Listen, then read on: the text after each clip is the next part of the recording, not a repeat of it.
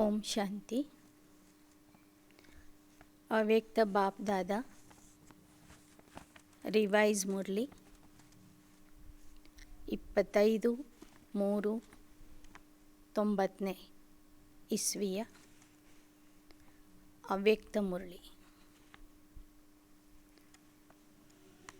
सर्व अनुभूतियों की प्राप्ति का आधार पवित्रता। सर्व ಅನುಭವಗಳ ಪ್ರಾಪ್ತಿಗೆ ಆಧಾರ ಆಗಿದೆ पवित्रते। आज स्नेह के सागर बाप दादा अपने चारों ओर के रूहानी बच्चों के रूहानी फीचर्स देख रहे। हर एक ब्राह्मण बच्चे के फीचर्स में रूहानियत है, लेकिन नंबरवार है। ಈ ದಿನ ಸ್ನೇಹ ಸಾಗರ ಬಾಪ್ ದಾದಾರವರು ತಮ್ಮ 4 ಕಡೆಯ ಆತ್ಮಿಕ ಮಕ್ಕಳಲ್ಲಿ ಆತ್ಮಿಕ ಲಕ್ಷಣಗಳನ್ನು ನೋಡ್ತಾ ಇದ್ದಾರೆ। ಪ್ರತಿಯೊಬ್ಬರಲ್ಲಿಯೂ ಸಹ ಆತ್ಮಿಕತೆಯ ಲಕ್ಷಣಗಳು, ಆತ್ಮಿಕತೆಯ ಭಾವನೆಗಳು ಕಾಣ್ತಾ ಇವೆ, ಆದರೆ ನಂಬರ್ವಾರಾಗಿ ಕಾಣ್ತಾ ಇದೆ। क्योंकि रूहानियत का आधार पवित्रता है। ಯಾಕೆ ಲಕ್ಷಣಗಳಲ್ಲಿ ವ್ಯತ್ಯಾಸ ಕಾಣ್ತಿದೆ ಅಂದರೆ, ಆತ್ಮಿಕ ಸ್ಥಿತಿಗೆ ಆಧಾರ पवित्रते आಗಿದೆ। संकल्प, बोल और कर्म में पवित्रता की जितनी जितनी धारणा है, उसी प्रमाण रूहानियत की झलक सूरत में दिखाई देती है। संकल्प, ಶಬ್ದ, ಕರ್ಮದಲ್ಲಿ ಎಷ್ಟೆಷ್ಟು ಪವಿತ್ರತೆಯ ಧಾರಣೆ ಇದೆಯೋ ಮಕ್ಕಳಲ್ಲಿ, ಆ ಪವಿತ್ರತೆಯ ಧಾರಣೆಯ ಆಧಾರದಿಂದ ಆತ್ಮೀಯತೆಯ ಹೊಳಪು ಅವರ ಚೆಹರೆಯಲ್ಲಿ ಕಾಣಿಸ್ತಾ ಇದೆ। ಬ್ರಾಹ್ಮಣ ಜೀವನ ಕಿ ಚಮಕ್ ಪವಿತ್ರತಾ. ಬ್ರಾಹ್ಮಣ ಜೀವನದ ಹೊಳಪು ಪವಿತ್ರತೆ ಆಗಿದೆ। निरंतर अतीन्द्रिय सुख और स्वीट साइलेंस का विशेष आधार पवित्रता है। ನಿರಂತರವಾಗಿ ಅತೀಂದ್ರಿಯ ಸುಖದ ಅನುಭವ ಮತ್ತು ಮಧುರ ಶಾಂತಿಯ ಅನುಭವಕ್ಕೆ ಆಧಾರ ಪವಿತ್ರತೆ ಆಗಿದೆ। पवित्रता नंबरवार है, तो इन अनुभूतियों की प्राप्ति भी नंबरवार है। ಪವಿತ್ರತೆ ನಂಬರ್ವಾರ್ ಇದೆ ಅಂದಾಗ ಮಕ್ಕಳಿಗೆ ಆಗುವ ಅತೀಂದ್ರಿಯ ಸುಖದ ಅನುಭವ ಮತ್ತು ಮಧುರ ಶಾಂತಿಯ ಅನುಭವದ ಪ್ರಾಪ್ತಿಯೂ ಸಹ ನಂಬರ್ವಾರ್ ಇದೆ। ಅಗರ್ ಪವಿತ್ರತಾ नंबर 1 है, तो बाप द्वारा अनुभूतियों की प्राप्ति भी नंबर 1 है। ಪವಿತ್ರತೆ ನಂಬರ್ 1 ಆಗಿದೆ ಅಂದರೆ ತಂದೆಯಿಂದ ಆಗಬೇಕಾದ ಅನುಭವಗಳ ಪ್ರಾಪ್ತಿಯೂ ಸಹ ನಂಬರ್ 1 ಇರ್ತದೆ। ಯಾರಲ್ಲಿ ಪವಿತ್ರತೆ ನಂಬರ್ 1 ಧಾರಣೆ ಆಗಿರ್ತದೆ, ಸಂಪೂರ್ಣವಾಗಿ ಧಾರಣೆ ಆಗಿರ್ತದೆ, ಅವರಿಗೆ ತಂದೆಯಿಂದ ಸರ್ವ ಅನುಭವಗಳ ಪ್ರಾಪ್ತಿಯೂ ಸಹ ನಂಬರ್ 1 ಆಗ್ತದೆ। पवित्रता की चमक स्वतः ही चेहरे पर दिखाई देती। ಪವಿತ್ರತೆಯ ಒಂದು ಹೊಳಪು ಅಥವಾ ಪ್ರಕಾಶ ಸ್ವತಃ ಚೆಹರೆಯ ಮೇಲೆ ಕಾಣಿಸ್ತಾ ಇರ್ತದೆ। पवित्रता की रूहानियत के नयन ಸದಾ ಹಿ ನಿರ್ಮಲ್ ದಿಖಾಯಿ ದೇಂಗೆ. ಪವಿತ್ರತೆಯಲ್ಲಿ ಇರುವ ಆತ್ಮಿಕತೆ ಅವರ ನಯನಗಳ ಮೂಲಕ ನಿರಂತರವಾಗಿ ಕಾಣಿಸ್ತದೆ. ಪವಿತ್ರತೆಯ ಧಾರಣೆ ಉಳ್ಳವರ ನಯನಗಳಲ್ಲಿ ನಿರ್ಮಲತೆ ಇರ್ತದೆ, ಶುದ್ಧತೆ, ಸ್ವಚ್ಛತೆ, ದಿವ್ಯತೆ ಇರ್ತದೆ.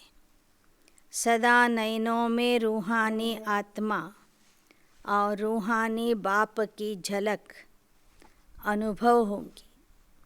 ಅವರ ನಯನಗಳಲ್ಲಿ ಆತ್ಮಿಕ ಸ್ಥಿತಿ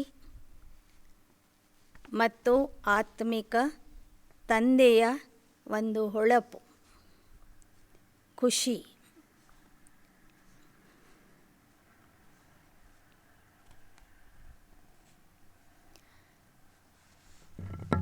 ಅವರ ನಯನಗಳಲ್ಲಿ ಸದಾ ಆತ್ಮ ಮತ್ತು ಪರಮಾತ್ಮನ ಪ್ರಾಪ್ತಿಯ ಖುಷಿ ಇರ್ತದೆ. ಆ ಖುಷಿ ನೋಡುವವರಿಗೂ ಅನುಭವ ಆಗ್ತದೆ. आज बाप दादा सभी बच्चों की विशेष यह चमक और झलक देख रहे. ಈ ದಿನ ಬಾಪ್ ದಾದಾರವರು ಎಲ್ಲ ಮಕ್ಕಳಲ್ಲಿ ಈ ಒಂದು ವಿಶೇಷವಾದಂತಹ ಹೊಳಪು ಮತ್ತು ವೈಭವ, ಸಂಭ್ರಮ ನೋಡ್ತಾ ಇದ್ದಾರೆ. आप भी अपने रूहानी पवित्रता के फीचर्स की नॉलेज के दर्पण में देख सकते हो, क्योंकि विशेष आधार पवित्रता है. ಹಾಗೆಯೇ ನೀವು ಮಕ್ಕಳು ಸಹ ನಿಮ್ಮಲ್ಲಿ ಇರುವ ಆ ಒಂದು ಆತ್ಮಿಕ ನಶೆ ಮತ್ತು ಬೆಳಕು ಜ್ಞಾನ ದರ್ಪಣದ ಮೂಲಕ ನೋಡಬಹುದು. पवित्रता सिर्फ ब्रह्मचर्य को नहीं कहा जाता, लेकिन सदा ब्रह्मचारी और सदा ब्रह्माचारी अर्थात ब्रह्मा बाप के आचरण पर हर कदम में चलने वाले. ಪವಿತ್ರತೆ ಎಂದರೆ ಕೇವಲ ಬ್ರಹ್ಮಚರ್ಯದ ಪಾಲನೆ ಅಲ್ಲ, ಆದರೆ ನಿರಂತರ ಬ್ರಹ್ಮಚರ್ಯದ ಜೊತೆಗೆ ಯಾರು ಸದಾ ಬ್ರಹ್ಮ ಆಚಾರಿಯಾಗಿರ್ತಾರೆ, ಬ್ರಹ್ಮ ತಂದೆಯ ಆಚರಣದಂತೆ ತಾವು ನಡೀತಾರೆ, ಅವರ ಹೆಜ್ಜೆಯ ಮೇಲೆ ಹೆಜ್ಜೆ ಇಟ್ಟು ಪುರುಷಾರ್ಥ ಮಾಡ್ತಾರೆ, ಅವರೇ ನಿಜವಾದ ಬ್ರಹ್ಮಚಾರಿಗಳು. उसका संकल्प, बोल और कर्म रूपी कदम नेचुरल ब्रह्मा बाप के कदम पर कदम होगा, जिसको आप फुट स्टेप कहते हो. ಅಂತಹ ಪವಿತ್ರ ಮಕ್ಕಳ ಸಂಕಲ್ಪ, ಶಬ್ದ, ಕರ್ಮ ಪ್ರತಿಯೊಂದು ಸಹ ಬ್ರಹ್ಮ ತಂದೆಯ ಸಮಾನ ಆಗಿರ್ತದೆ. ಬ್ರಹ್ಮ ತಂದೆಯ ಹೆಜ್ಜೆಯ ಮೇಲೆ ಹೆಜ್ಜೆ ಇಟ್ಟು ಅವರು ಪುರುಷಾರ್ಥ ಮಾಡ್ತಿರ್ತಾರೆ. उनके हर कदम में ब्रह्मा बाप का आचरण दिखाई देगा. ಅವರ ಪ್ರತಿಯೊಂದು ಹೆಜ್ಜೆಯಲ್ಲಿ ಬ್ರಹ್ಮ ತಂದೆಯ ಆಚರಣೆ ಕಾಣಿಸ್ತಾ ಇರ್ತದೆ. तो ब्रह्मचारी बनना मुश्किल नहीं है, लेकिन यह मन, वाणी, कर्म के कदम ब्रह्मचारी हो, इस पर चेक करने की आवश्यकता है. ಬ್ರಹ್ಮಚಾರಿ ಆಗುವುದು ಕಷ್ಟದ ಕೆಲಸ ಅಲ್ಲ, ಆದರೆ ಮನ, ವಚನ, ಕರ್ಮದಲ್ಲಿ ಬ್ರಹ್ಮ ತಂದೆಯ ಸಮಾನ ಪುರುಷಾರ್ಥ ಮಾಡುವುದು, ಬ್ರಹ್ಮ ತಂದೆಯ ಸಮಾನ ಆಚರಣೆ ಮಾಡುವುದು, ಇದರಲ್ಲಿ ಪರೀಕ್ಷೆ ಮಾಡುವ ಅವಶ್ಯಕತೆ ಇದೆ, ನೋಡಿಕೊಳ್ಳುವ ಅವಶ್ಯಕತೆ ಇದೆ. और जो ब्रह्मचारी है उनका चेहरा और चलन सदा ही अंतर्मुखी और अतीन्द्रिय सुख वाला अनुभव होगा. ಯಾರು ಬ್ರಹ್ಮಚಾರಿಯಾಗಿರ್ತಾರೆ ಅವರ ಚೆಹರೆ ಮತ್ತು ಚಲನೆ ಸದಾ ಅಂತರ್ಮುಖಿಯಾಗಿರ್ತದೆ. ಅವರು ಸದಾ ಅನೇಕರಿಗೆ ಅತೀಂದ್ರಿಯ ಸುಖ ಕೊಡುವಂಥವರಾಗಿರ್ತಾರೆ. ಅವರ ಮೂಲಕ ಅನೇಕರಿಗೆ ಅತೀಂದ್ರಿಯ ಸುಖದ ಅನುಭವ ಆಗ್ತದೆ. एक है साइंस के साधन और ब्राह्मण जीवन में है ಜ್ಞಾನ ಕೆ ಸಾಧನ. ಒಂದು ಕಡೆ ಇದೆ ವಿಜ್ಞಾನದ ಸಾಧನಗಳು, ಮತ್ತೊಂದು ಕಡೆ ಇದೆ ಬ್ರಾಹ್ಮಣ ಜೀವನದ ಜ್ಞಾನದ ಸಾಧನಗಳು. तो ब्रह्मचारी आत्मा साइंस के साथ व ज्ञान के साधन के आधार पर सदा सुखी नहीं होते. ब्रह्मचारी आत्मा ವಿಜ್ಞಾನದ ಸಾಧನಗಳು ಅಥವಾ ಜ್ಞಾನದ ಸಾಧನಗಳ ಆಧಾರದಿಂದ ಸುಖಿಯಾಗಿರೋದಿಲ್ಲ. लेकिन साधनों को भी अपनी साधना के स्वरूप में कार्य में लाते. ಸಾಧನಗಳ ಆಧಾರದಿಂದ ಅವರು ಸುಖಿಯಾಗಿರೋದಿಲ್ಲ, ಆದರೆ ಆ ಸಾಧನಗಳನ್ನು ತಮ್ಮ ಸಾಧನೆಗಾಗಿ ಪುರುಷಾರ್ಥಕ್ಕಾಗಿ ಉಪಯೋಗಿಸಿಕೊಳ್ಳುತ್ತಾರೆ. ಸಾಧನೆಯ ಸ್ವರೂಪ ಆಗೋದರಲ್ಲಿ ಸಾಧನಗಳ ಬಳಕೆ ಮಾಡಿಕೊಡ್ತಾರೆ. साधनों को आधार नहीं बनाते, लेकिन अपनी साधना के आधार से साधनों को कार्य में लाते. ಸ್ಥೂಲ ಸಾಧನಗಳನ್ನೇ ತಮ್ಮ ಸಾಧನೆಗೆ ಆಧಾರವನ್ನಾಗಿ ಮಾಡಿಕೊಳ್ಳೋದಿಲ್ಲ, ಆದರೆ ಸಾಧನೆಗಾಗಿ ಅವಶ್ಯಕತೆ ಇದ್ದಾಗ ಮಾತ್ರ ಆ ಸಾಧನಗಳನ್ನು ಕಾರ್ಯರೂಪದಲ್ಲಿ ತರ್ತಾರೆ. जैसे कोई ब्राह्मण आत्माएं कभी कभी कहते हमें यह चांस नहीं मिला, इस बात की मदद नहीं मिली, यह साथ नहीं मिला, इसलिए खुशी कम हो गई, अथवा सेवा का स्वयं का उमंग उत्साह कम हो गया. पहले तो बहुत अतीन्द्रिय सुख था, उमंग उत्साह भी रहा, मैं और मेरा बाबा और कुछ दिखाई नहीं दिया.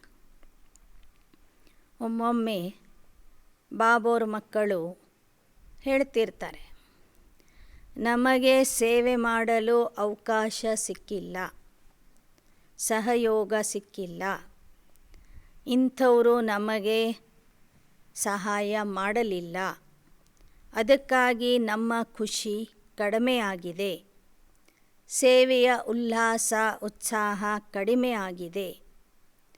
ಮೊದಲು ನಮ್ಮಲ್ಲಿ ಬಹಳಷ್ಟು ಉತ್ಸಾಹ ಉಲ್ಲಾಸ ಇತ್ತು, ಅತೀಂದ್ರಿಯ ಸುಖದ ಅನುಭವ ಮಾಡ್ತಿದ್ವಿ. ನಾನು ಮತ್ತು ತಂದೆ ಬಿಟ್ಟರೆ ನಮಗೆ ಏನೂ ಕಾಣ್ತಿರಲಿಲ್ಲ.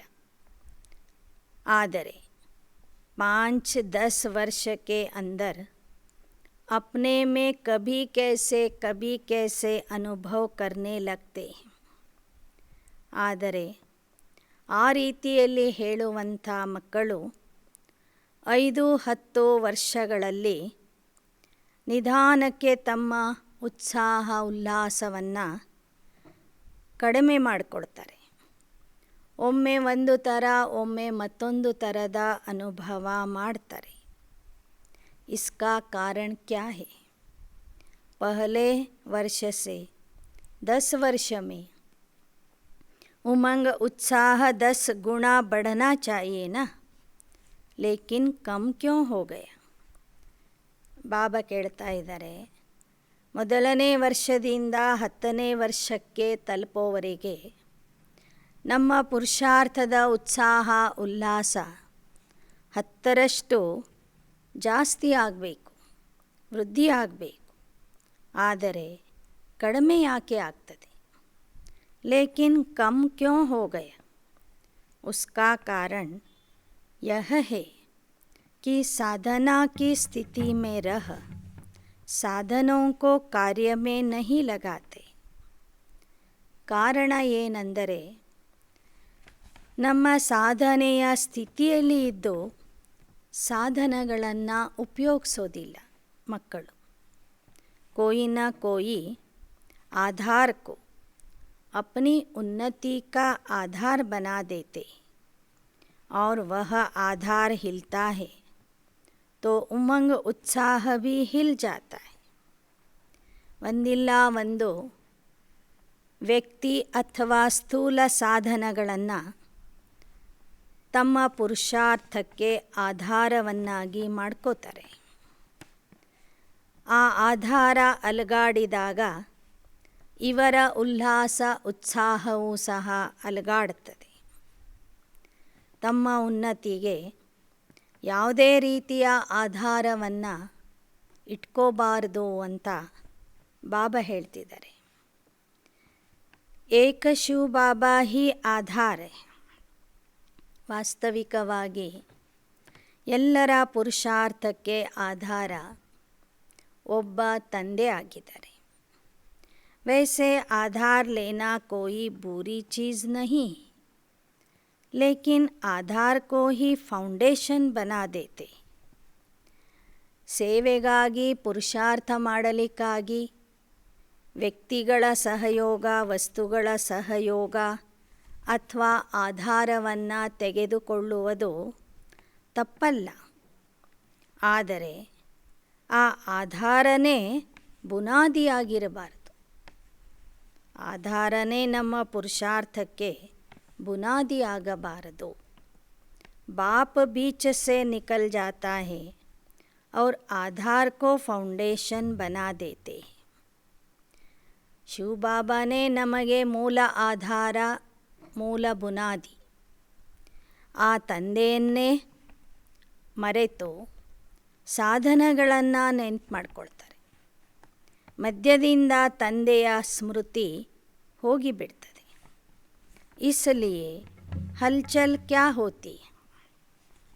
ತಂದೆಯನ್ನೇ ಮರೆತಾಗ ಸ್ಥೂಲ ಸಾಧನಗಳು, ವ್ಯಕ್ತಿಗಳು, ವಸ್ತುಗಳನ್ನು ಆಧಾರವನ್ನಾಗಿ ಮಾಡಿಕೊಂಡಾಗ ಮನಸ್ಸಿನ ಸ್ಥಿತಿ, ಪುರುಷಾರ್ಥದ ಸ್ಥಿತಿ ಏರುಪೇರು ಆಗಿಬಿಡ್ತದೆ.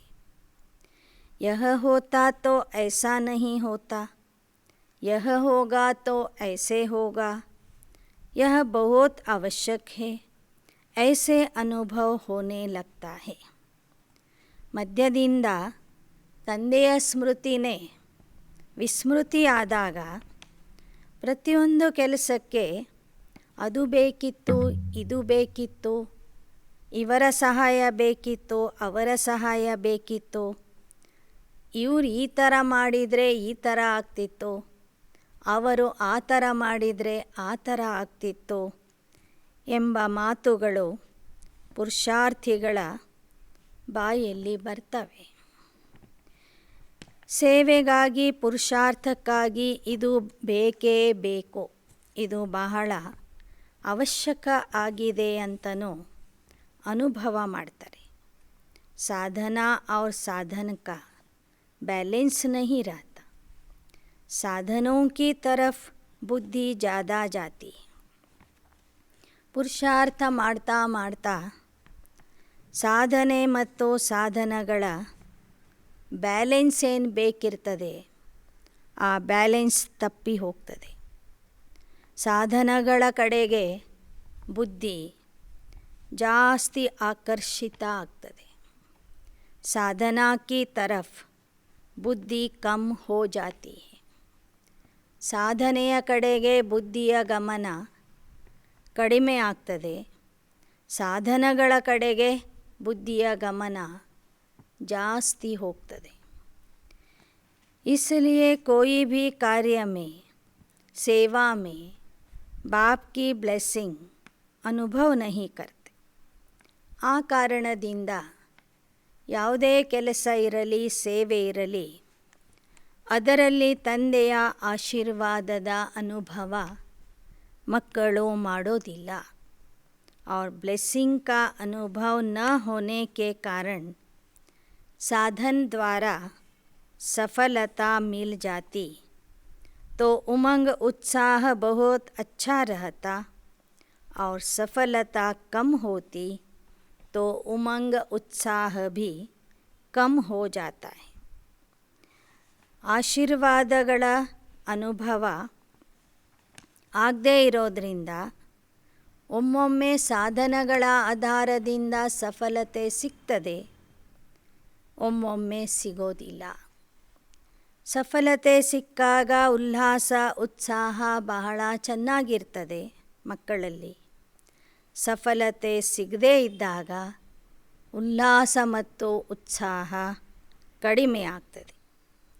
ಯಾಕೆ ಅಂದರೆ ಸಾಧನಗಳ ಆಧಾರದಿಂದ ಅವರು ಸೇವೆ ಮಾಡ್ತಿರ್ತಾರೆ, ತಮ್ಮ ಸಾಧನೆ ಅಥವಾ ತಪಸ್ಸಿನ ಆಧಾರದಿಂದ ಮಾಡ್ತಿರೋದಿಲ್ಲ.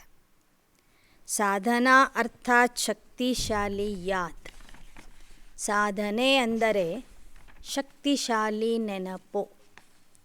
ನಿರಂತರ ಬಾಪ್ ಕೆ ಸಾಥ್ ದಿಲ್ ಕಾ ಸಂಬಂಧ.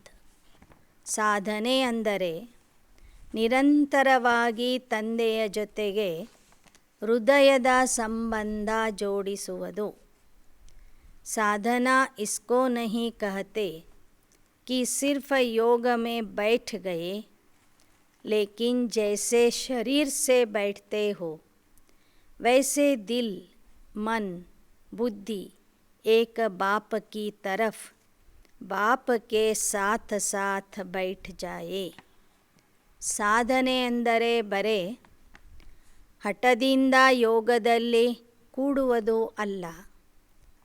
ಹೇಗೆ ದೇಹ ಒಂದು ಸ್ಥಳದಲ್ಲಿ ಕೂತಿರ್ತದೆ, ಹಾಗೆಯೇ ಮನಸ್ಸು ಬುದ್ಧಿ ಹೃದಯ ಎಲ್ಲವೂ ಸಹ ಏಕಾಗ್ರತೆಯಿಂದ ತಂದೆಯ ಸ್ಮೃತಿಯಲ್ಲಿ ಇರಬೇಕು.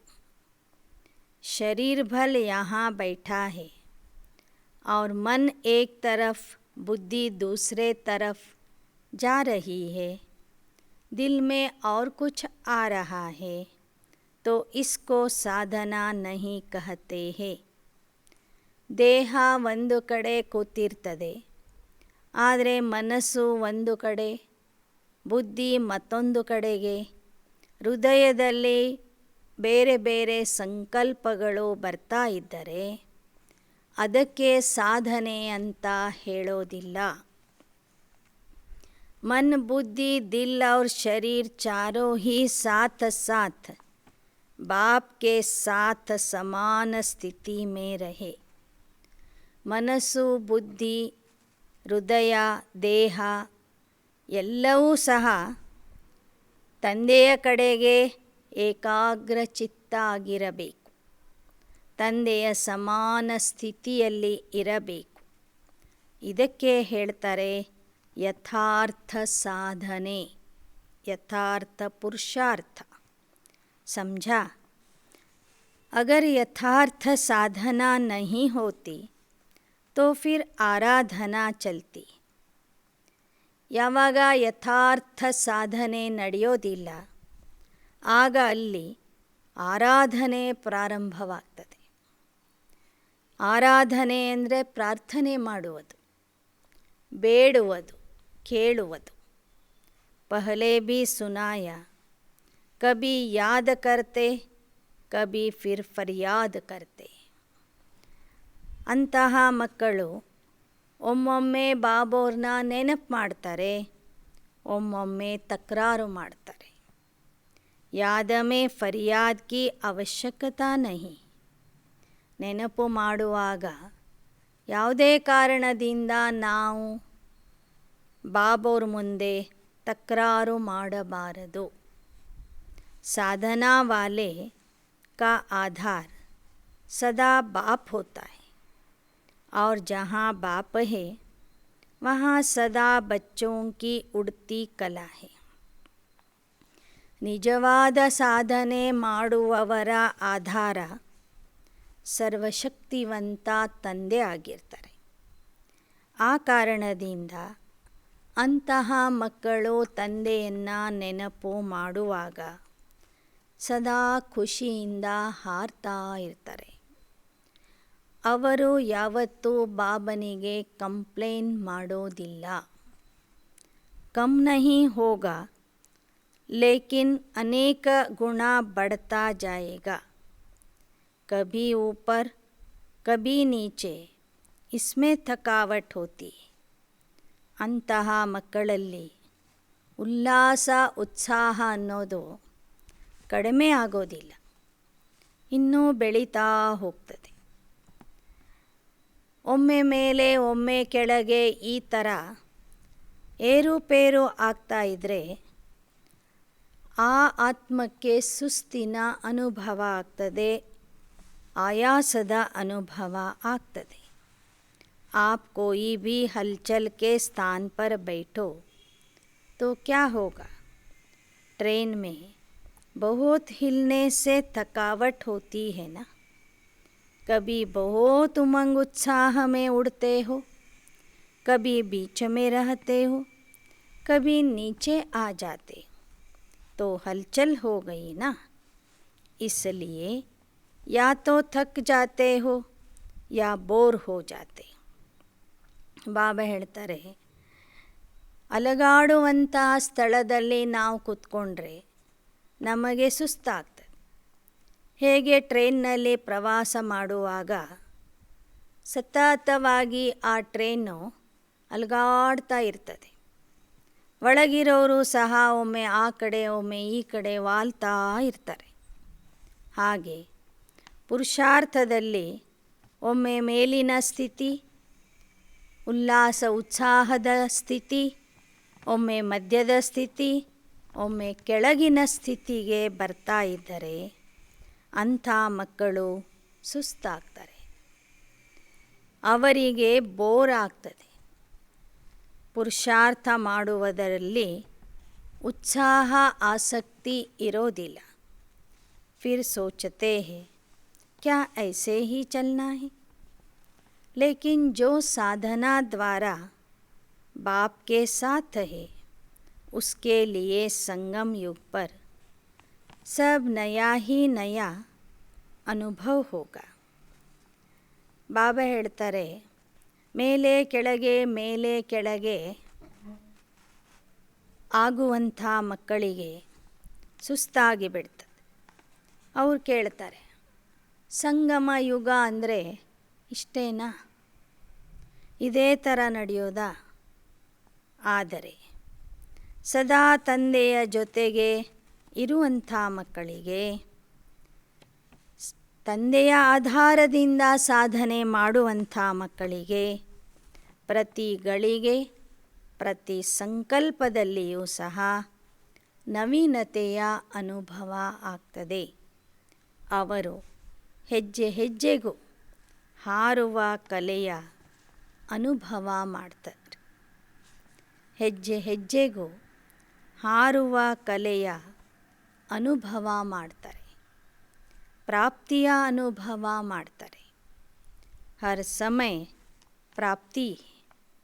ಅವರಿಗೆ ಪ್ರತಿ ಸಮಯದಲ್ಲೂ ಸಹ ಪ್ರಾಪ್ತಿಯೇ ಪ್ರಾಪ್ತಿ ಆಗ್ತಿರ್ತದೆ. ಸಂಗಮ युग में हर समय बाप वर्षे और वरदान के रूप में ಪ್ರಾಪ್ತಿ कराते.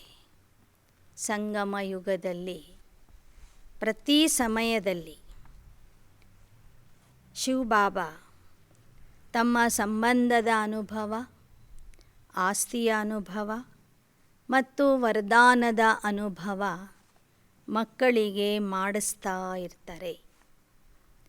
ಸಂಗಮ ಯುಗ ಅಂದ್ರೇ ಪರಮಾತ್ಮ ತಂದೆಯಿಂದ ಸಿಗುವ ಆಸ್ತಿ ಮತ್ತು ವರದಾನದ ಪ್ರಾಪ್ತಿ ನಿರಂತರವಾಗಿ ಮಾಡ್ತಿರಬೇಕು. ತೋ ಪ್ರಾಪ್ತಿ ಮೇ ಖುಷಿ ಹೋತಿ. ಒಂದು ಪರಮಾತ್ಮ ಸಿಕ್ಕಿದ್ದಾನೆ, ಎರಡನೇದು ಅವನ ಆಸ್ತಿ ಸಿಗ್ತಾ ಇದೆ, ಪ್ರತಿನಿತ್ಯ ಅವನಿಂದ ಆಶೀರ್ವಾದ ಅಥವಾ ವರದಾನ ನಮಗೆ ಪ್ರಾಪ್ತಿಯಾಗ್ತಿದೆ. ಹೀಗೆ ಎಲ್ಲಿ ಪ್ರಾಪ್ತಿ ಇರ್ತದೆ ಅಲ್ಲಿ ಖುಷಿ ಇರ್ತದೆ. और खुशी में उमंग उत्साह बढ़ता रहेगा. ಎಲ್ಲಿ ಖುಷಿ ಇರ್ತದೆ ಅಲ್ಲಿ ಉತ್ಸಾಹ ಉಲ್ಲಾಸ ಏರ್ತಾ ಹೋಗ್ತದೆ. कम हो नहीं सकता. चाहे माया भी आए तो भी विजयी बनने की खुशी होगी, क्योंकि माया पर विजय प्राप्त करने के नॉलेजफुल बन गए हो. ಅಂತಹ ಮಕ್ಕಳ ಮುಂದೆ ಮಾಯೆ ಬಂದ್ರೂ ಸಹ ಅವರು ವಿಜಯದ ಅನುಭವ ಮಾಡ್ತಾರೆ, ಆ ವಿಜಯದ ಖುಷಿಯನ್ನು ಪಡ್ಕೊಳ್ತಾರೆ. ಏಕೆಂದರೆ ಆಗಾಗ ವಿಜಯಿಯಾಗುವ ಅನುಭವ ಅವರಲ್ಲಿ ಇರ್ತದೆ. तो 10 साल वालों को 10 गुना, 20 साल वालों का 20 गुना हो रहा है, तो कहने में ऐसे आता है, लेकिन है तो अनेक गुना. ಆದ್ದರಿಂದ ಬಾಬಾ ಹೇಳ್ತಾ ಇದ್ದಾರೆ, 10 ವರ್ಷಗಳಿಂದ ಬರುವಂಥವ್ರಿಗೆ 10ರಷ್ಟು ಪ್ರಾಪ್ತಿಯಾಗಿರಬೇಕು, 20 ವರ್ಷಗಳಿಂದ ಬರುವಂಥವ್ರಿಗೆ 20ರಷ್ಟು ಪ್ರಾಪ್ತಿಯಾಗಿರಬೇಕು. ಇದು ಕೇವಲ ಹೇಳಲಿಕ್ಕೆ ಮಾತ್ರ ಸಂಖ್ಯೆ ಹೇಳ್ತಿದ್ದಾರೆ ಬಾಬಾ. ಆದರೆ ವಾಸ್ತವಿಕವಾಗಿ ನಿಜವಾದ ಸಾಧನೆ ಮಾಡುವವರಿಗೆ ಪದಮದಷ್ಟು ಪ್ರಾಪ್ತಿ ಹೆಜ್ಜೆ ಹೆಜ್ಜೆಗೂ ಆಗ್ತಿರ್ತದೆ. अब इस वर्ष में क्या करेंगे? उमंग उत्साह तो बाप द्वारा मिली हुई आपकी अपनी जायदाद है. ಉಲ್ಲಾಸ ಉತ್ಸಾಹ ಅನ್ನೋದು ತಂದೆಯಿಂದ ನಿಮಗೆ ಸಿಕ್ಕಿರುವಂತಹ ನಿಮ್ಮ ಅಧಿಕಾರ ಆಗಿದೆ, ನಿಮ್ಮ ಆಸ್ತಿಯಾಗಿದೆ. बाप की प्रॉपर्टी को अपना बनाया है, तो प्रॉपर्टी को बढ़ाया जाता है या कम किया जाता है. इस वर्ष विशेष 4 प्रकार की सेवा पर अटेंशन अंडरलाइन करना है. ತಂದೆ ಕೊಟ್ಟಂತಹ ಆಸ್ತಿಯನ್ನು ನಾವಿನ್ನೂ ಬೆಳೆಸ್ಕೋಬೇಕೋ ವಿನಃ ಕಳ್ಕೋಬಾರ್ದು, ಕಡಿಮೆ ಮಾಡ್ಕೋಬಾರ್ದು. ಆದ್ದರಿಂದ ಈ ವರ್ಷದಲ್ಲಿ 4 ಪ್ರಕಾರದ ಸೇವೆಗೆ ವಿಶೇಷ ಗಮನ ಕೊಡಿ. 4 ಪ್ರಕಾರದ ಸೇವೆಯ ಬಗ್ಗೆ ಎಚ್ಚರಿಕೆಯಿಂದ ಪುರುಷಾರ್ಥ ಮಾಡಿರಿ. ಪಹಲಾ ನಂಬರ್ ಹೇ ಸ್ವ ಕಿ ಸೇವಾ. ಮೊದಲನೇ ಸೇವೆ ಆಗಿದೆ ಸ್ವಸೇವೆ, ನಮ್ಮ ಸೇವೆ. ದೂಸರಾ ವಿಶ್ವ ಕಿ ಸೇವಾ, ಎರಡನೇದು ವಿಶ್ವದ ಸೇವೆ. ತೀಸರಾ ಮನಸಾ ಸೇವಾ, ಮೂರನೇದು मनसा सेवे. एक है वाणी द्वारा सेवा, दूसरी मनसा सेवा भी विशेष है, और चौथा यज्ञ सेवा. ಒಂದು ಇದೆ ವಾಣಿಯ ಮೂಲಕ ಸೇವೆ ಮಾಡುವುದು, ಎರಡನೇದು ಮನಸಾ ಸೇವೆಯೂ ಸಹ ವಿಶೇಷವಾಗಿದೆ, ಮತ್ತು ನಾಲ್ಕನೇದು ಬಾಬಾ ಹೇಳ್ತಾ ಇದ್ದಾರೆ ಯಜ್ಞ ಸೇವೆ. जहाँ भी हो, जिस भी सेवा स्थान पर हो, वह सब सेवा स्थान यज्ञ कुंड है. ಬಾಬಾ ಹೇಳ್ತಾರೆ, ನೀವು ಯಾವುದೇ ಸೇವಾ ಸ್ಥಾನದಲ್ಲಿ ಇರಿ, ಪ್ರತಿಯೊಂದು ಸೇವಾ ಸ್ಥಾನ ಅಥವಾ ಸೇವಾ ಕೇಂದ್ರ ಯಜ್ಞ ಕುಂಡ ಆಗಿದೆ. ऐसे नहीं कि सिर्फ मधुबन यज्ञ है, आपके स्थान यज्ञ नहीं है, तो यज्ञ सेवा अर्थात कर्मणा द्वारा कुछ न कुछ सेवा जरूर करनी चाहिए. ಬಾಬಾ ಹೇಳ್ತಾರೆ, ಕೇವಲ ಮಧುಬನ ಮಾತ್ರ ಯಜ್ಞ ಅಲ್ಲ, ನಿಮ್ಮ ನಿಮ್ಮ ಕೇಂದ್ರಗಳು ಸಹ ಯಜ್ಞ ಆಗಿದೆ. ಯಜ್ಞ ಸೇವೆ ಅಂದರೆ ಕರ್ಮಣ ಸೇವೆಯನ್ನು ನೀವು ಅವಶ್ಯವಾಗಿ ಮಾಡಬೇಕು. बाप दादा के पास सेवा के 3 प्रकार के खाते सबके जमा होते हैं. ಬಾಪ್ ದಾದಾರವರ ಹತ್ತಿರ ಮಕ್ಕಳು ಮಾಡುವ ಸೇವೆಯ 3 ಖಾತೆಗಳಿವೆ. ನೀವು ಮಾಡುವ ಸೇವೆ 3 ಖಾತೆಗಳಲ್ಲಿ ಜಮಾ ಆಗ್ತದೆ. ನೀವು ಯಾವ ರೀತಿಯ ಸೇವೆ ಮಾಡ್ತೀರಿ ಆ ಖಾತೆಯಲ್ಲಿ ಆ ಸೇವೆಯ ಅಂಕಗಳು ಅಥವಾ ಪ್ರಾಪ್ತಿ ಜಮಾ ಆಗ್ತದೆ. ಮನಸ ವಾಚ ಕರ್ಮಣ, ತನ್ ಮನ್ ಔರ್ ಧನ್. ಬಾಬಾ ಹೇಳ್ತಾರೆ, ಮನಸ ವಾಚ ಕರ್ಮಣ ಸೇವೆ ಮಾಡಬೇಕು. ತನು ಮನ ಧನದಿಂದ ಸೇವೆ ಮಾಡಬೇಕು. ಕೈ ಬ್ರಾಹ್ಮಣ सोचते हम तो धन से सहयोगी बन नहीं सकते, सेवा नहीं कर सकते क्योंकि हम तो समर्पण है. धन कमाते नहीं तो धन से सेवा कैसे करेंगे. ಬ್ರಾಹ್ಮಣ ಮಕ್ಕಳಲ್ಲಿ ಸಮರ್ಪಿತ ಮಕ್ಕಳು ವಿಚಾರ ಮಾಡ್ತಾರೆ, ನಾವು ಸೇವೆಗೆ ಸಮರ್ಪಣೆ ಆಗಿಬಿಟ್ಟಿದ್ದೇವೆ, ಆದ್ದರಿಂದ ನಾವು ಧನ ಸೇವೆ ಮಾಡಲಿಕ್ಕೆ ಆಗೋದಿಲ್ಲ. लेकिन समर्पित आत्मा अगर यज्ञ के कार्य में इकोनॉमी करती है और अपने अटेंशन से, तो जैसे धन की इकोनॉमी की, वह इकोनॉमी वाला धन अपने नाम से जमा होता है. यह सूक्ष्म खाता है. ಬಾಬಾ ಹೇಳ್ತಾರೆ, ಸಮರ್ಪಿತ ಆತ್ಮರು ಸಹ ಧನ ಸೇವೆ ಮಾಡಬಹುದು.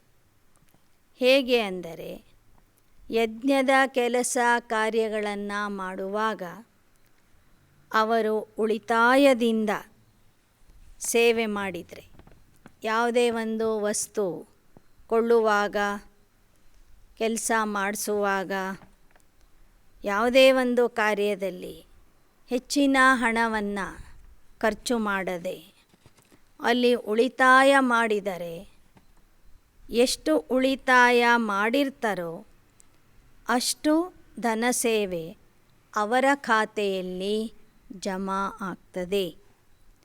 अगर कोई नुकसान करता है तो खाते में बोझ जमा होता है और इकोनॉमी करते तो उसका धन के खाते में जमा होता है. 10 ರೂಪಾಯಿ ಕೊಡುವಲ್ಲಿ 20 ರೂಪಾಯಿ ಕೊಟ್ಟು ವಸ್ತುವನ್ನು ತಂದರೆ, ಆ ಹೆಚ್ಚಿನ ಹಣ ಖರ್ಚು ಮಾಡಿದ ಭಾರ ಆ ಪುರುಷಾರ್ಥಿ ಆತ್ಮನ ತಲೆಯ ಮೇಲೆ ಬರ್ತದೆ.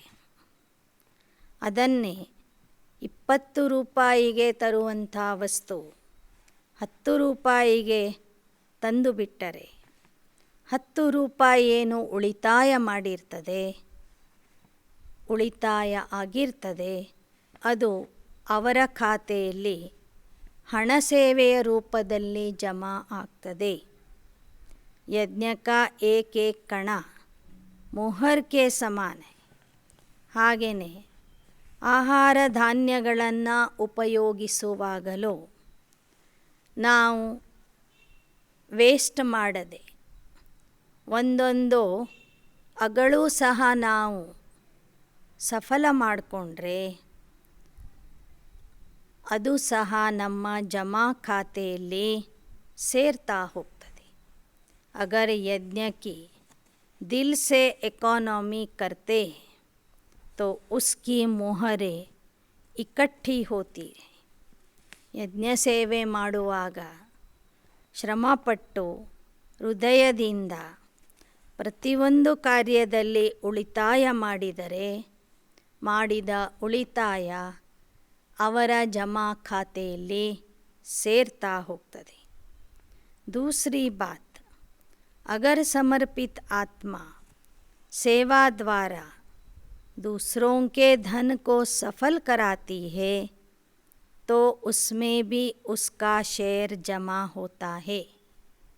ಎರಡನೇದು, ಸಮರ್ಪಿತ ಮಕ್ಕಳು ಅನ್ಯರಿಂದ ಧನ ಸೇವೆ ಮಾಡಿಸಿದ್ದೇ ಆದರೆ ಅದರಲ್ಲೂ ಸಹ ಅವರಿಗೆ ಒಂದು ಹಿಸ್ಸೆ ಜಮಾ ಆಗ್ತದೆ. इसलिए सभी का 3 प्रकार का खाता है. ಈ ಥರ ಬಾಬೋರ್ ಹತ್ತಿರ ಮಕ್ಕಳ 3 ಪ್ರಕಾರದ ಖಾತೆ ಇದೆ. तीनों खाते की परसेंटेज अच्छी होनी चाहिए. 3 ಖಾತೆಗಳಲ್ಲಿ ಸರಿಯಾಗಿ ಆಗಾಗ ಜಮಾ ಆಗ್ತಿರಬೇಕು. कोई समझते हैं हम तो वाचा सेवा में बहुत बिजी रहते हैं, हमारी ड्यूटी ही वाचा की. मनसा और कर्मणा में परसेंटेज कम होती है, लेकिन यह भी बहाना चलेगा नहीं. ಮಕ್ಕಳಲ್ಲಿ ಕೆಲವರು ಹೇಳ್ತಾರೆ, ನಮ್ಮ ಡ್ಯೂಟಿನೇ ವಾಚಾ ಸೇವೆ ಮಾಡುವಂಥದ್ದಾಗಿದೆ. ಕ್ಲಾಸ್ ಮಾಡೋದು, ಜ್ಞಾನ ಹೇಳೋದಷ್ಟೇ ನಮ್ಮ ಸೇವೆ. ಕರ್ಮಣ ಸೇವೆ, ಮನಸಾ ಸೇವೆ ಮಾಡಲಿಕ್ಕೆ ನಮ್ಮ ಹತ್ತಿರ ಸಮಯವಿಲ್ಲ ಅಂತ ಹೇಳ್ತಾರೆ. ಆದರೆ ಬಾಬಾ ಹೇಳ್ತಾರೆ, ಈ ನೆಪ ನಡೆಯೋದಿಲ್ಲ. वाणी के समय अगर मनसा और वाचा की इकट्ठी सेवा करो तो क्या रिजल्ट होगी. मनसा और वाचा इकट्ठी सेवा हो सकती. वाचा सहज है, मनसा में अटेंशन देने की बात है. इसलिए वाचा का तो जमा हो जाता है, लेकिन मनसा का खाता खाली रह जाता है. वाचा में बाप से भी सभी होशियार हो. ಬಾಬಾ ಹೇಳ್ತಾರೆ, ವಾಣಿಯ ಮೂಲಕ ಸೇವೆ ಮಾಡೋದರ ಜೊತೆಗೆ ಮನಸ್ಸಿನ ಮೂಲಕನೂ ಸೇವೆ ಮಾಡಬೇಕು. ಆಗ ನಿಮಗೆ ಡಬಲ್ ಲಾಭ ಪ್ರಾಪ್ತಿಯಾಗ್ತದೆ. ವಾಣಿಯ ಮೂಲಕ ಸೇವೆ ಮಾಡೋದರಲ್ಲಿ ತಂದೆಗಿಂತಲೂ ಚತುರ ಆಗಿದ್ದೀರಿ. देखो आजकल बड़ी दादियों से अच्छे भाषण छोटे छोटे करते, क्योंकि न्यू ब्लड है ना. भले आगे जाओ, बाप दादा खुश होते, लेकिन मनसा का खाता खाली रह जाएगा, क्योंकि हर खाते की 100 मार्क्स है. ಈಗಿನ ಚಿಕ್ಕ ಚಿಕ್ಕ ಕುಮಾರಿಯರು ದಾದಿ ದೀದಿಯವರಕ್ಕಿಂತ ಬಹಳ ಚೆನ್ನಾಗಿ ಭಾಷಣ ಮಾಡ್ತಾರೆ. ಯಾಕೆ ಅಂದರೆ ಹೊಸ ರಕ್ತ ಇದೆ ಅಲ್ವಾ. ಭಲೆ ನೀವು ದಾದಿ ದೀದಿಯವ್ರಿಗಿಂತ ಮುಂದೆ ಹೋಗಿರಿ, ಆದರೆ ಮನಸಾ ಸೇವೆಯ ಖಾತೆ ಏನಿದೆ ಅದು ನಿಮ್ಮದು ಖಾಲಿ ಇರಬಾರದು. ಪ್ರತಿಯೊಂದು ಸೇವೆಗೆ ಬಾಬಾ 100 ಮಾರ್ಕ್ಸ್ ಇಟ್ಟಿದ್ದಾರೆ. सिर्फ स्थूल सेवा को कर्मणा सेवा नहीं करते. सिर्फ स्थूल सेवा को कर्मणा सेवा नहीं कहते. कर्मणा अर्थात संगठन में संबंध संपर्क में आना. ಕೇವಲ ಸ್ಥೂಲ ಸೇವೆಗೆ ಕರ್ಮಣಾ ಸೇವೆ ಅಂತ ಹೇಳೋದಿಲ್ಲ. ಕರ್ಮಣಾ ಸೇವೆ ಅಂದರೆ ಸಂಘಟನೆಯಲ್ಲಿ ಅನೇಕರನ್ನು ಸಂಬಂಧ ಸಂಪರ್ಕದಲ್ಲಿ ಕರ್ಕೊಂಡು ಬರೋದು. ಯಹ ಕರ್ಮಕ್ಕೆ ಖಾತೆ ಮೇ ಜಮಾ ಹೋ ಜಾತಾ ಹೇ. ಅನೇಕ ಆತ್ಮರನ್ನು ಈ ಸಂಘಟನೆಯಲ್ಲಿ ಕರ್ಕೊಂಡು ಬರುವುದು ಕರ್ಮಣಾ ಸೇವೆಯಲ್ಲಿ ಜಮಾ ಆಗ್ತದೆ. तो कईयों के तीनों खाते में बहुत फ़र्क है और वे खुश होते रहते कि हम बहुत सेवा कर रहे, बहुत अच्छे. ಬಾಬಾ ನೋಡ್ತಾ ಇದ್ದಾರೆ, ಮೂರೂ ಖಾತೆಗಳಲ್ಲಿ ಸಮನಾಗಿ ಜಮಾ ಆಗ್ತಿಲ್ಲ. ಒಂದು ಖಾತೆಯಲ್ಲಿ ಜಮಾ ಆಗಿರ್ತದೆ, 2 ಖಾತೆಗಳಲ್ಲಿ ಜಮಾ ಆಗಿರೋದಿಲ್ಲ. ಆದರೆ ಈ ವಿಚಾರ ಮಕ್ಕಳಿಗೆ ಗೊತ್ತಿರೋದಿಲ್ಲ. ನಾವು ಬಹಳ ಸೇವೆ ಮಾಡ್ತಿದ್ದೀವಿ, ಬಹಳ ಚೆನ್ನಾಗಿದ್ದೀವಿ ಅಂತಲೇ ತಿಳ್ಕೊಂಡಿರ್ತಾರೆ. ಖುಷ್ಬಲ್ ರಹೋ लेकिन खाता खाली नहीं रहना चाहिए, क्योंकि बाप दादा तो बच्चों के स्नेही है ना. ನಾನು ಬಹಳ ಚೆನ್ನಾಗಿ ಸೇವೆ ಮಾಡ್ತಿದ್ದೀನಿ, ಬಹಳ ಒಳ್ಳೆ ಸ್ಥಿತಿ ನನ್ನಲ್ಲಿ ಇದೆ ಅಂತ ಭಲೇ ಖುಷಿಯಲ್ಲಿ ಇರಿ. ಆದರೆ 2 ಖಾತೆಗಳು ಖಾಲಿ ಇರಬಾರದು. ಯಾಕೆ ಬಾಬಾ ಈ ಮಾತನ್ನು ಹೇಳ್ತಿದ್ದಾರೆ ಅಂದರೆ, ಬಾಪ್ ದಾದಾರವರಿಗೆ ಮಕ್ಕಳ ಮೇಲೆ ಅತ್ಯಂತ ಪ್ರೀತಿ ಇದೆ. फिर ऐसा उल्हना नहीं देना कि हमको इशारा भी नहीं दिया गया कि यह भी होता है. उस समय बाप दादा यह पॉइंट याद कराएगा.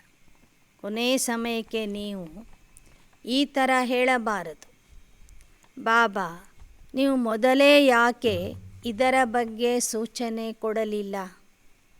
ಅದಕ್ಕಾಗಿ ಬಾಬಾ ಈ ದಿನದ ಮುರಳಿಯಲ್ಲಿ 3 ಪ್ರಕಾರದ ಸೇವೆಯ ಬಗ್ಗೆ ಹೇಳ್ತಾ ಇದ್ದಾರೆ. ಮುಂದೆ ನೀವೇನಾದರೂ ನನಗೆ ಪ್ರಶ್ನೆ ಮಾಡಿದರೆ ಈ ಮುರಳಿಯ ಈ ವಾಕ್ಯವನ್ನು ನಿಮಗೆ ನೆನಪು ಮಾಡಿಕೊಡ್ತೀನಿ. टीवी में चित्र सामने आ जाएगा. इसलिए इस वर्ष सेवा भले करो, लेकिन 3 प्रकार के खाते और 4 प्रकार की ಸೇವಾ ಸಾಥ್ ಸಾಥ್ ಕರೋ.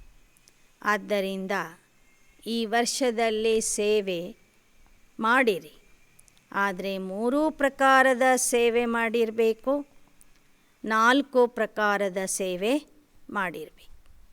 3 ಪ್ರಕಾರದ ಖಾತೆಗಳನ್ನು ತುಂಬುವಂಥ ಸೇವೆ ಮಾಡಬೇಕು ಮತ್ತು 4 ರೀತಿಯ ಸೇವೆಯನ್ನು ಮಾಡಬೇಕು. वाचा का तरफ भारी हो जाए और मनसा कर्मणा हल्का हो जाए तो क्या होगा? बैलेंस नहीं रहेगा. ಬಾಬಾ ಹೇಳ್ತಾರೆ, ವಾಚಾ ಸೇವೆಯ ತಕ್ಕಡಿ ಭಾರ ಆಗ್ತದೆ, ತೂಕ ಭಾರ ಆಗ್ತದೆ. ಮನಸ ಮತ್ತು ಕರ್ಮಣ ಸೇವೆಯ ತೂಕ ಕಡಿಮೆ ಇರ್ತದೆ ಅಂದರೆ ಅಲ್ಲಿ ಬ್ಯಾಲೆನ್ಸ್ ಆಗೋದಿಲ್ಲ. ಬ್ಯಾಲೆನ್ಸ್ ಆಗದೇ ಇರುವ ಕಾರಣ ಉಮಂಗ್ ಉತ್ಸಾಹ ಭೀ ನೀಚೆ ಊಪರ್ ಹೋತಾ रहेगा. ಬ್ಯಾಲೆನ್ಸ್ ಇಲ್ಲದೇ ಇದ್ದಾಗ ಉಲ್ಲಾಸ ಉತ್ಸಾಹವೂ ಸಹ ಮೇಲೆ ಕೆಳಗೆ ಆಗ್ತಿರ್ತದೆ.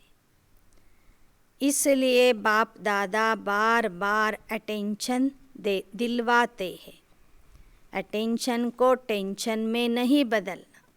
ಅದಕ್ಕಾಗಿ ಬಾಬಾ ಈ ವಿಚಾರಗಳ ಬಗ್ಗೆ ಪುನಃ ಪುನಃ ನಿಮಗೆ ಎಚ್ಚರಿಕೆ ಕೊಡ್ತಾ ಇದ್ದಾರೆ. ಎಚ್ಚರಿಕೆಯನ್ನು ಟೆನ್ಷನ್ನಲ್ಲಿ ಪರಿವರ್ತನೆ ಮಾಡ್ಕೋಬೇಡಿ, ಬದಲಾಯಿಸ್ಕೋಬೇಡಿ. ಕೈ ಬಾರ್ ಅಟೆನ್ಷನ್ ಕೋ ಟೆನ್ಷನ್ ಬನಾ ದೇತೆ, ಯಹ ನಹಿ ಕರ್ನ. ಯಾವುದರ ಬಗ್ಗೆ ಬಾಬಾ ಅಟೆನ್ಷನ್ ಕೊಡಲಿಕ್ಕೆ ಹೇಳಿರ್ತಾರೆ ಅದರ ಬಗ್ಗೆ ನೀವು ಟೆನ್ಷನ್ ಮಾಡ್ಕೋಬಾರ್ದು. ಸಹಜ और ನ್ಯಾಚುರಲ್ ಅಟೆನ್ಷನ್ ರಹೆ. ಆ ವಿಷಯದ ಕಡೆಗೆ ಗಮನ ಇರಬೇಕು, ಆದರೆ ಟೆನ್ಷನ್ ಇರಬಾರದು. ಸಹಜ ಮತ್ತು ನ್ಯಾಚುರಲ್ ಆಗಿ ಆ ವಿಷಯದ ಬಗ್ಗೆ ಗಮನ ಕೊಡಬೇಕು. डबल लाइट स्थिति में ನ್ಯಾಚುರಲ್ ಅಟೆನ್ಷನ್ ಹೋತಾ ಹೇ. ನೀವು ಸದಾ ಡಬಲ್ ಹಗುರ ಸ್ಥಿತಿಯಲ್ಲಿ ಇದ್ದು ಬಿಟ್ಟರೆ ಬಾಬಾ ಹೇಳಿದ ವಿಷಯದ ಕಡೆಗೆ ಸಹಜ ಸ್ವಾಭಾವಿಕವಾಗಿ ಗಮನ ಇರ್ತದೆ.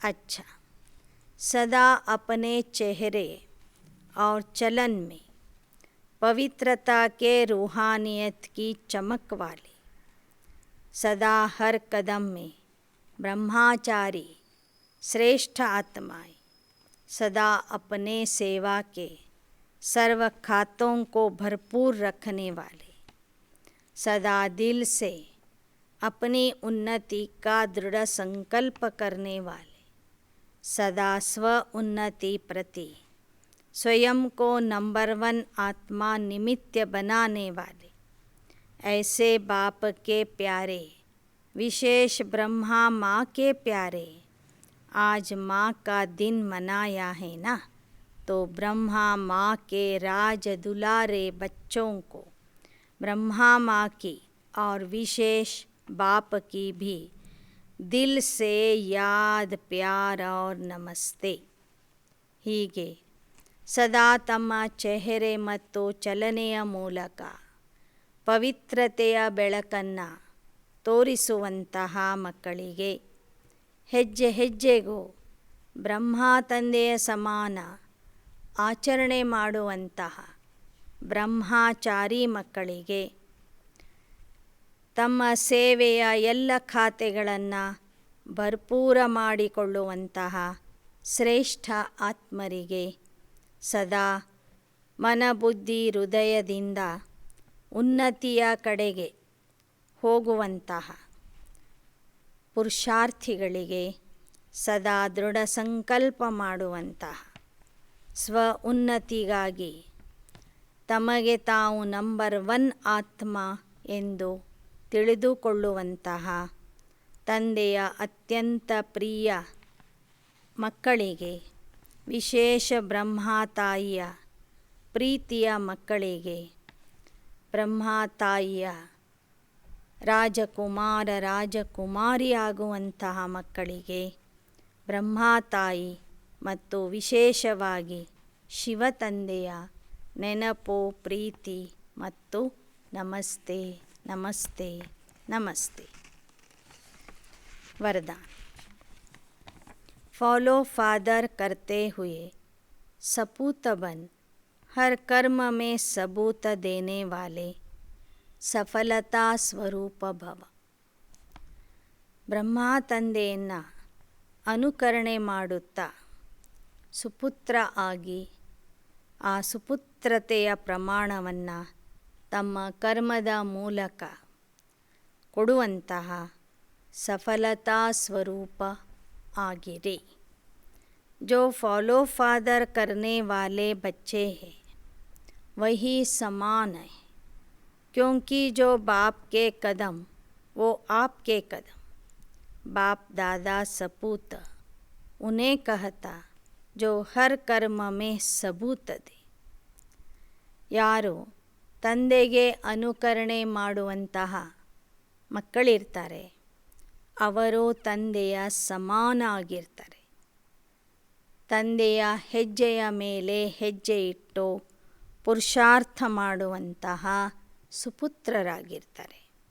ಸುಪುತ್ರರು ಅಂದರೆ ಪ್ರತಿಯೊಂದು ಕರ್ಮದ ಮೂಲಕ ತಮ್ಮ ಶ್ರೇಷ್ಠತೆಯ ಸಮಾನತೆಯ ಪ್ರಮಾಣ ಕೊಡುವಂಥವ್ರು. सपूत अर्थात सदा बाप के श्रीमत का हाथ और साथ अनुभव करने वाले. ಸುಪುತ್ರರು ಅಂದರೆ ಸದಾ ತಂದೆಯ ಶ್ರೀಮತದ ಕೈಯನ್ನು ಮತ್ತು ತಂದೆಯ ಸಂಗವನ್ನು ಅನುಭವ ಮಾಡುವಂಥವರು. ಸುಪುತ್ರರು ಅಂದರೆ ಶ್ರೀಮತದ ಕೈಯನ್ನು ಹಿಡ್ಕೊಂಡಿರುವಂಥವರು ಮತ್ತು ತಂದೆಯ ಸಂಗದ ಅನುಭವ ಮಾಡುವಂಥವರು. ಜहाँ बाप की श्रीमत व वरदान का हाथ है वहाँ सफलता है ही.